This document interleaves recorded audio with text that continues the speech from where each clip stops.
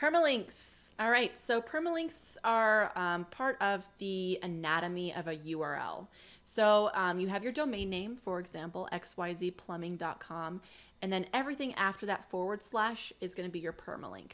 So post names, page names, project names, anything like that, categories, those are going to be part of your permalink structure. And the function of a permalink is to tell viewers what that content is about.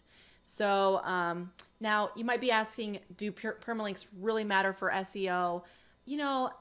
I don't think they're critical, but guess what? If your competitors are going to be using, if they're leveraging SEO as part of their marketing, you better believe that permalinks are going to be part of their process.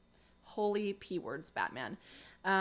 So the truth is that SEO there's a lot of different things you can do, and those little things add up really quickly. So are permalinks critical? No. Can they help if you add it with a bunch of other stuff? Yes.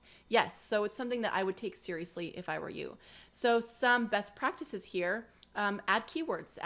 If you're creating content around a long tail keyword, for example, make sure that key phrase is in your permalink.